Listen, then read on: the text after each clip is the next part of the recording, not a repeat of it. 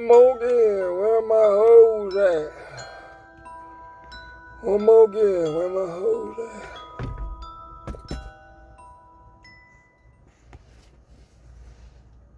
There it is. Let's put it on. I got a whole bunch of stuff for the commuter wagon. It's all gonna get installed on this video. Big Blast is a big can, so it's kind of hard to, you wind up coating every square inch of the car. Looks nice and dry back here now. That's about to change. Update, painted the wheels.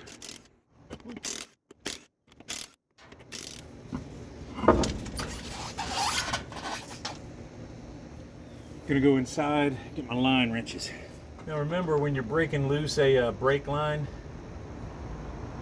think break loose instead of going, just go tap a couple times, see if that'll break it. Like that one. It's getting a new master cylinder and all kinds of other stuff. I'm hoping I can use the original brake lines, but it's not guaranteed anywhere. That's fun. Turn the wheel like 4 times. Gave me about 22 degrees of rotation. Well, I am going back the other way.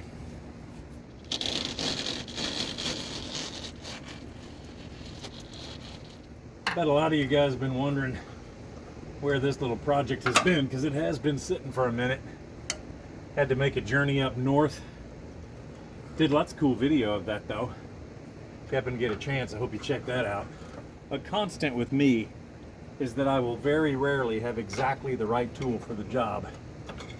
I have about 1,000 bazillion tools, but I just won't have the right one here. It'll always be in the house. Holy crap. Something that should have taken about 8 seconds took 15 minutes.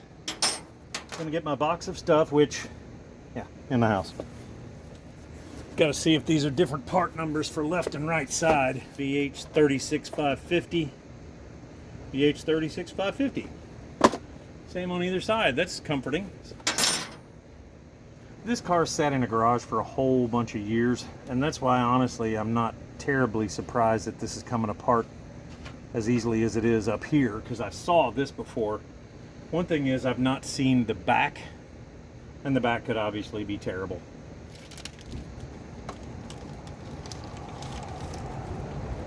Well, there's my top. Made in China. Rip that right off there. That can't be good in any way. Bestus, made in China. I wish I could tell you that I finally figured it out, but I actually just kept twisting it and turning it, and it finally just slid through. Let's get up here and see if we can see a place where it's clocked. Yeah, that bolt is like the size of my finger, and it's holding that little union on. I've come to the realization this thing is not going to come out of there, so I need to basically get 2 fittings that are this size and type on that side, and the opposite of this on the other. So off to the store we go. I'm not in this car much. It's my girlfriend's taking it to get a new valve stem in the right rear. Do a little road trip, pick up some hoses for the commuter wagon while we're out in it. Well, this is how the fix looks. That end clips right in, has the retainer clip on the bottom. So I'm gonna have to come up with some kind of plan that mounts that very firmly, and then do it on the other side too, because I'm assuming the other side's gonna break as well. And speaking of the other side, it doesn't fit up in there. Neither side was the correct thread pitch or size or anything, so I had to go get a little adapter, let's say, between that and that. And this is it. Another trip in the Mustang, got to do burnout, so bonus. That's the finished product, just putting a little rubber fuel line on there to make it so it's no metal on metal. Now we're up to the bleeder, which I'm going to go ahead and confirm now that it works, because I don't want to have to take everything apart later on and deal with it when I thought it was done. Spray a little WD-40 on there and give it a few minutes, and then once again tap instead of straight pulling it down.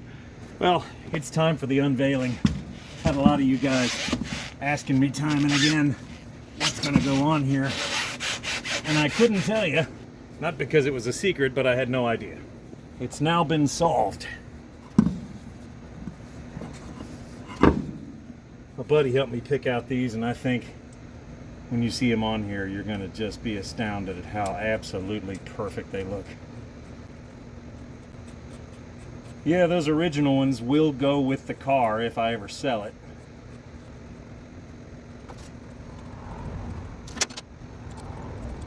I always get these going on there a whole bunch of threads first.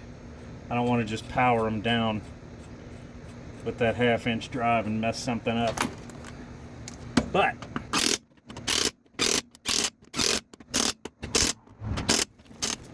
all right. By the way, I want to take a moment to say hi to a guy I've recently kind of become friends with online, Square Max Customs. There's the sticker. I have it on my truck. Cool dude who does a fantastic job with everything he does. He builds like an entire vehicle.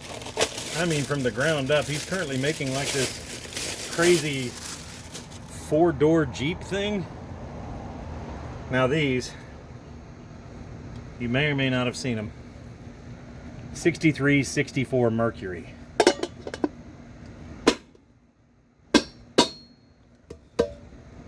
Ha! Just got these at the swap meet in Evansville where I found that diner and a whole bunch of other stuff. I was there with my buddies.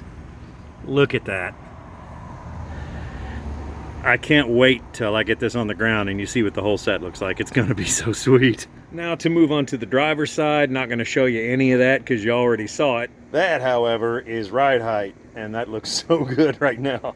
Driver's side front done. Still have to put on the master cylinder and do the wheel cylinders on the back and the hose in the center, and then see if I can get it to bleed up or bleed down. Or I have the rear wheel off, getting ready to do the brakes, and it's also getting dark quickly, so I'll see you in just a flash in the morning.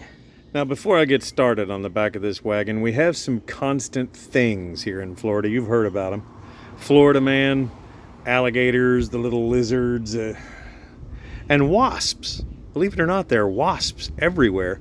So whenever anything sits for any period of time, it can be like 2 or 3 days, just count on there being wasp nests just in every corner of everything. So gonna go ahead and hook them up with this, but I want it to kind of dry off a little bit because I don't want to be inhaling it for a while. If it's meant to kill a wasp, it's probably not edible or awesome for me either. All right, I'm gonna let that sit for a minute, do its thing, then come back out here and work on it. Man, I can see them flying around everywhere, and I'm out here in my underwear and a t-shirt. Perfect. Neurotoxins. How could that be bad? Raven is terribly excited to see what's in the box that just arrived. Actually, she wanted to bite the guy from FedEx or whoever it was. This is the top hose for the wagon. The final piece I've been looking for. Had to order it online, but once again, they're not sponsoring anything for me. I always check about 15 different sources, and the one that's the cheapest and the quickest, that's the one. It just so happens this has been last couple times I got through them. This was also the very first time I've gotten something through them. I've always just gone to the store, whether it be O'Reilly, AutoZone, Advance, or whatever. Rock Auto, Amazon, eBay. I'll use them all. Not too proud.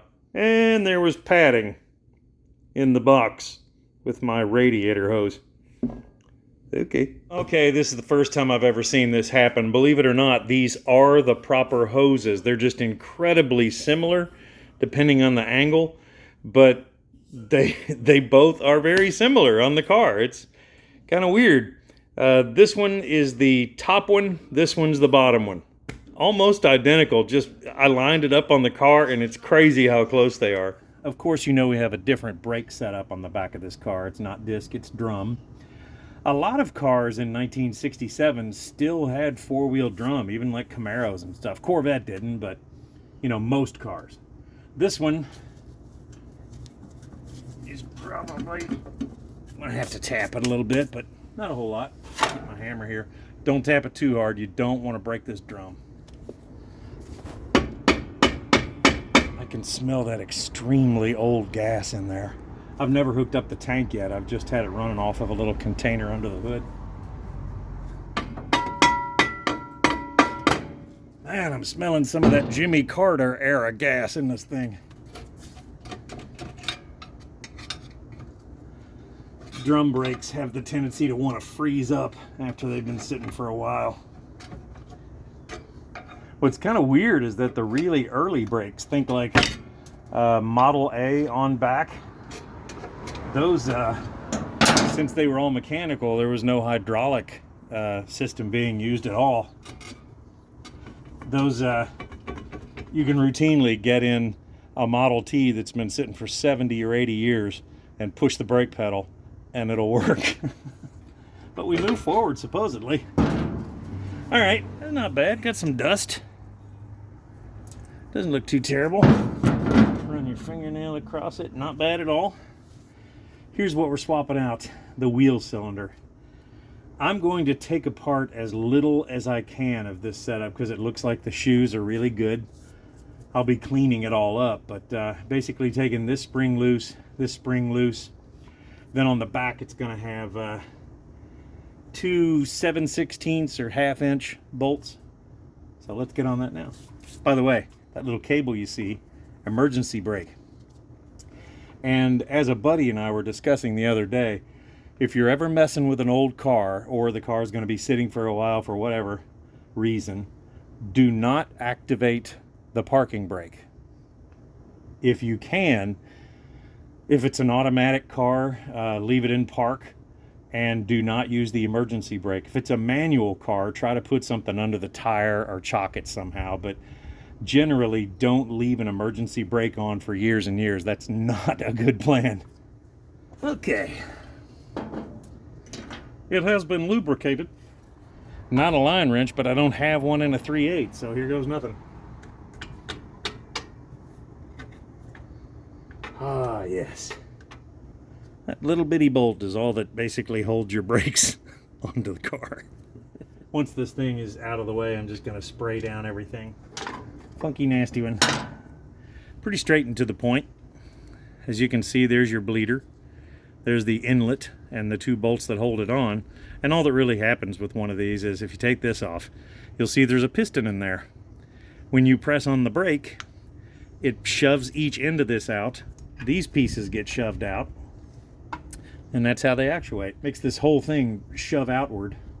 And there's a little adjuster down at the bottom called a star wheel, which I don't think we're going to have to adjust today. We didn't change brake shoes. We're just changing these. So let's get cleaning. See what we can get done here. Why don't we just do this?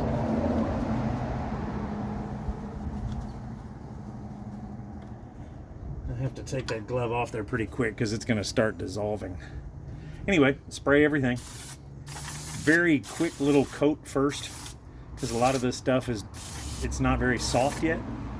Hasn't been loosened up, so a little bit here and there. Give it a couple seconds. And then let's go ahead and take that out. And blast it.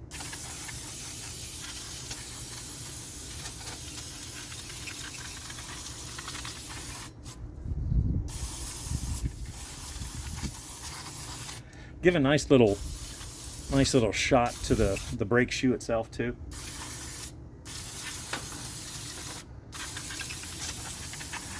Now, when you buy brake cleaner, buy a lot of cans of it too, because you can use one can on each hub assembly here very easily.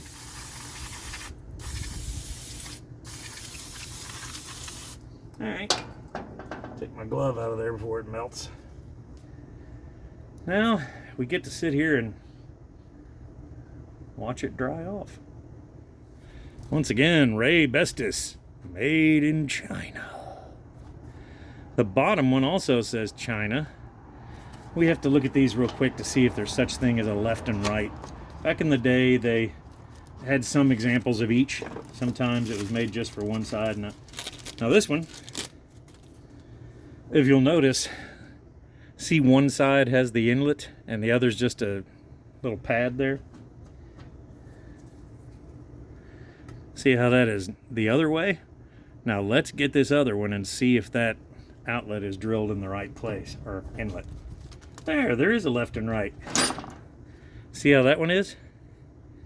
On the left side? So this is indeed the driver's side when the other one's the passenger side. All right, there are a couple of ways to do this. How I'm going to do it is start that line in there, just a couple little revolutions, and then press the rest of the master cylinder into place and start the bolts on it, and then tighten down everything. It's just a little easier if you have some wiggle room when you're assembling this for that fitting on the back. Okay, flash forward, I put some sealant on there, as far as you know, and then I'm going to put the bolt in the back there, get that one going. All just finger tight for now.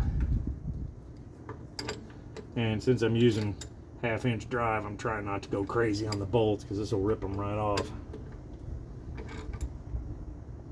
There we go. These little pins, we're going to slide them out just the way they came in. Not backwards like I was about to do. Now, since I'm touching the shoes, I'll go back and clean these a little later. It goes there.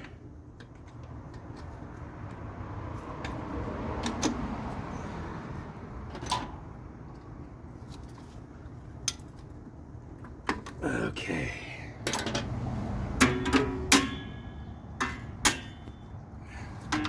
Holy hell, it went on. Whew. Through the power of editing, it looks like that just instantly happened. No, that's not the way it went at all. See? Quick little blast of this.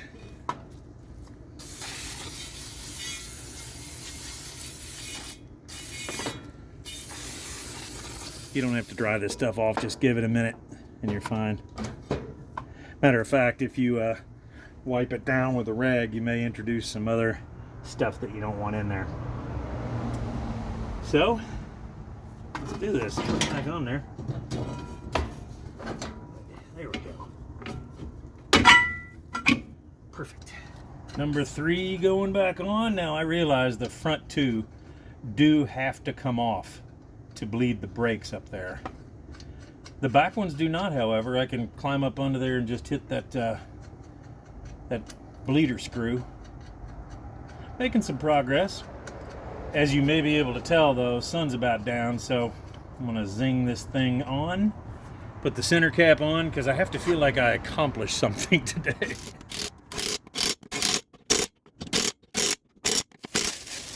Once again, got some 63, 64 Mercury hubcaps to go on this. If I ever get rid of this, the person who gets it will absolutely get all the parts I've taken off. But in the meantime, that's the look that I really like. Oof. One more to go. I'm not going to show you all that stuff, but I'll show you putting the master cylinder on. I neglected to mention to you guys yesterday that I made some meatloaf out of the end of my finger. It's got a band-aid and all kinds of neosporin and stuff on it. This is just trying to make it so all the goo stays in this finger pocket. Now to take the master cylinder off. I'm going to go ahead and do a quick once over with this thing and make sure it looks like it's the same one. Looks like these are in the same spot. Those are in the same spot. The bottom one, those are in the same spot. Looks the same on the back. This gasket is smoked, so I have to go now and get one of those. But the reason I took this off now, I knew I was going to be going to AutoZone, and this is the core from AutoZone, so I'm taking this back. And while I'm there, getting this gasket and a couple other little things. The fittings fit the way they should. We also got a bonus. You guys obviously can tell. This is cast iron, and that one's aluminum. And I know I'm going to get fingerprints all over it before it's installed, so it won't look anywhere near that good. See that wetness around where it attaches to the brake booster? The brake booster almost certainly has fluid down inside it, and that's going to make it not work. These things are kind of a biatch with this car. I found a company that's in Oregon. I'm in Florida. It takes about 2 weeks to do it. It's about $400. This is kind of a 1 year off kind of thing. It's made by Midland. Most are made by Bendix, except this year only. Got a lot of unusual stuff on this car that's 1 year only, but that's what makes it cool. You do reconnaissance. Ooh, your bag. All right, that's cool. Come on. I'm not particularly brand loyal, especially when the price is like half. 13911 part number, the universal master cylinder bleeder kit. This is that one that goes on the master cylinder itself, and those little fittings go in the side of it. The hose goes to the top, and it just gets it bled before it's even on the car. This one yesterday with tax at AutoZone was $20.41, and the one on Amazon that came 11 hours later, and I was done for the night anyway, well, this one's $9. Well, it looks like I'm at a standstill for a moment. That little gasket with a bolt on each side did not come with the kit, and the guy at the store said, should have come with the kit. I was like, didn't come with the kit. So I'm waiting for that for a day. In the meantime, I'm going to be changing out that funky looking hose on top and the one on the bottom. It's kind of a shame because you notice the hose on top looks actually really good, except the mouse chomps. I noticed the other day when I was up under there too, the power steering line has been chomped as well.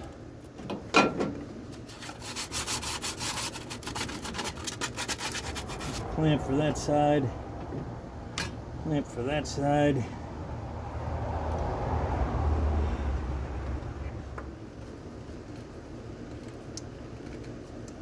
This top one is almost always the easy one, and the bottom one is not.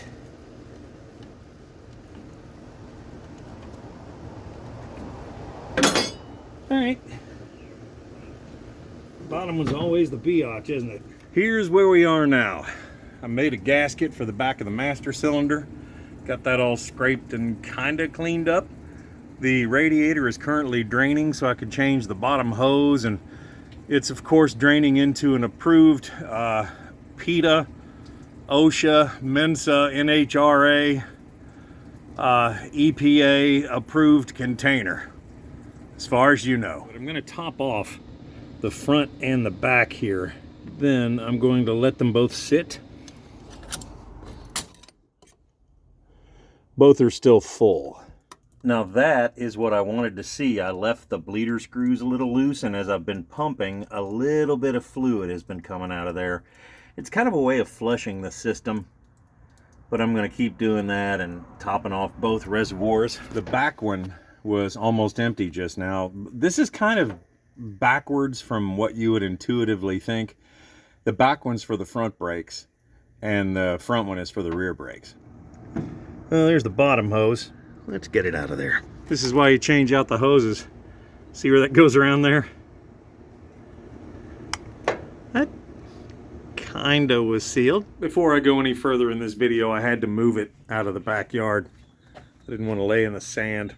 I have so much to do under it, and with it being on concrete, plus it's been sitting here for a while, the concrete's going to be a little cooler than it would have been. Well, I got that in, scraped some of the crust off the inlet, then put some WD-40 on the hose, and finally wrapped it up on there, and it's tight, both sides. Well, there she is running, got the hoses on there, and the brake stuff and all that, and now I'm just going to kind of do a little bit of the brake bleeding.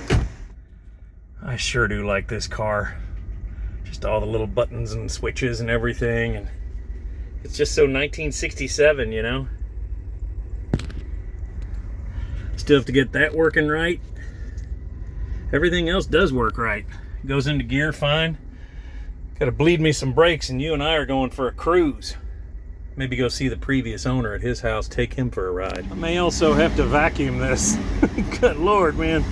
Those little side panels you probably saw in one of the old videos, they just disintegrated, but everything else held up really well. Got to clean off the door panel. See the little kind of mold in there? I can't wait to get to the point where all I have to do is just clean it. Time to get in here and make sure that it was just the open bleeder that was leaking instead of something else that, like a line. Let's hope it's not that. Good news, that's what it was. I had these just kind of finger tight so I could start maybe a slight bit of gravity bleeding. I'm gonna need a second person here before I can bleed them. Unless, of course, I go buy one of those little one-manner kits. I've never used one of those, strangely enough. I've always had a buddy with me. But maybe today's the day.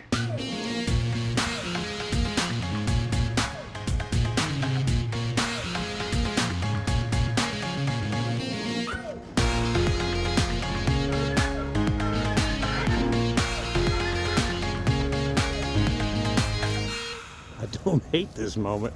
I don't hate this at all. Fuel tank is not hooked up yet. That's why that hood is still open.